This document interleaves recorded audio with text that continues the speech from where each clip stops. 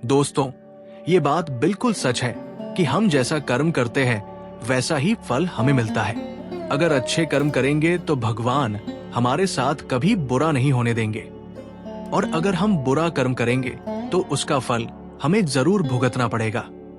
दोस्तों, आइए हम आपको एक कहानी सुनाते हैं जिससे आपको यकीन हो जाएगा कि हमारे कर्म का हमारे जीवन पर क्या असर होता है। तो चलिए कहानी को शुरू करते हैं। दोस्तों, बहुत समय पहले की बात है। किसी छोटे से गांव में सूरज नाम का एक आदमी रहता था। सूरज के परिवार बहुत साधारण था। उनका एक छोटा सा घर था और वो दिन रात मेहनत कर अपनी रोजी रोटी कमाते थे। हालांकि सूरज एक साधारण जीवन जीता था, लेकिन उनका दिल बहुत बड़ा था। वो हमेशा दूसरों की मदद के लिए तैयार रहते थे। गांव में हर कोई सूरज की दयालुता और ईमानदारी की सराहना करता था। सूरज की आदत थी कि वो हर जरूरतमंद लोगों की मदद करता था। खेत में काम करते वक्त या खाना खाते अगर कोई भूखा कुत्ता वहां आ जाता तो वो बिना सोचे समझे अपने टिफिन से रोटी निकालकर उसे खिला देता था। अगर कोई राहगीर भी भूखा होता तो उसे भी अपने हिस्से का खाना दे देता था। उसकी पत्नी मीना उसकी इन आदतों से बहुत परेशान रहती थी। वो उससे कहती कि तुम्हारे इस दान वीरता के चक्कर में अपना घर खाली होता जा रहा है। खुद के बारे में भी कभी सोच लिया करो। लेकिन सूरज हमेशा मुस्कुराते हुए जवाब देता कि भूखा पेट सबसे बड़ा दुश्मन होता है। अगर हम किसी की मदद कर सकते हैं तो हमें जरूर करना चाहिए। ऊपर वाला सब देखता है। एक दिन की बात है। दोपहर का समय था और सूरज घर पर ही आराम कर रहा था। तभी दरवाजे पर एक बूढ़े साधु बाबा ने आवाज लगाई। उनकी आवाज बहुत धीमी थी, मानो बहुत थके और भूखे हो। मीना ने उनकी आवाज सुनी और खिड़की से झांक कर देखा।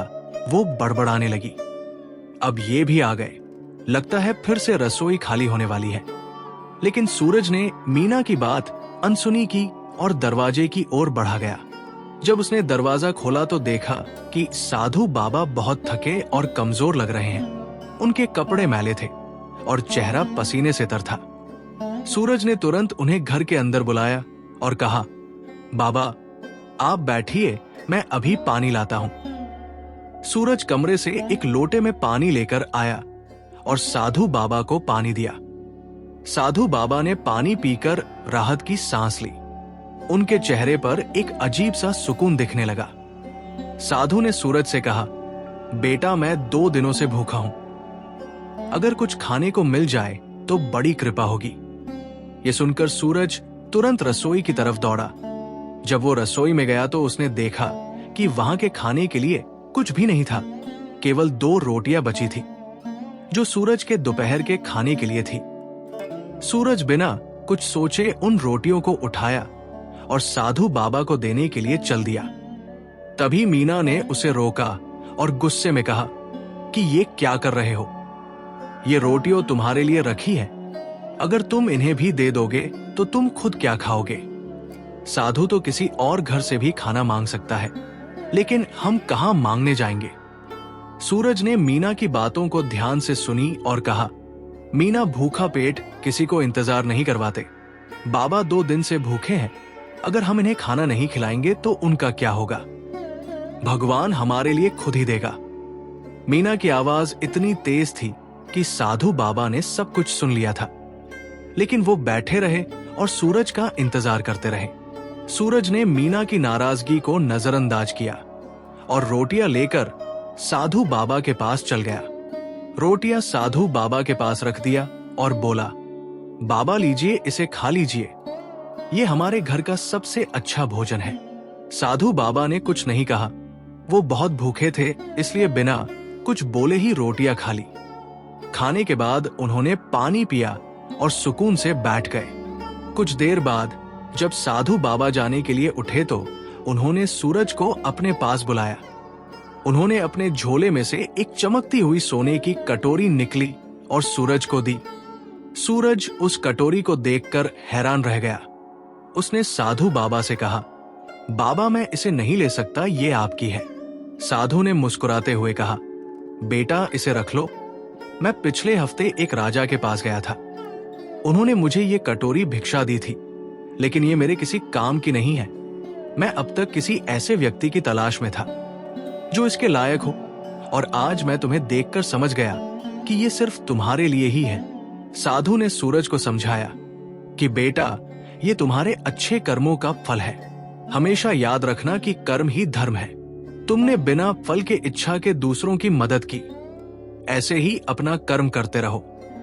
भगवान हर किसी को उसके कर्मों का फल जरूर देता है, लेकिन समय आने पर। तुम्हारी ये दयालुता और निस्वार्थ भाव से किया गया कार्य न केवल तुम्हें बल्कि तुम्हारे परिवार को भी सुख और शांति देगा। इस कटोरी को अपने पास रखो और इसका सदुपयोग करो, लेकिन इसे पाकर अपने जीवन की अच्छाइयों को न छोड़ना। ये केवल एक प्रतीक है कि भगवान हमेशा अच्छे कर्म करने वाले की मदद करते हैं।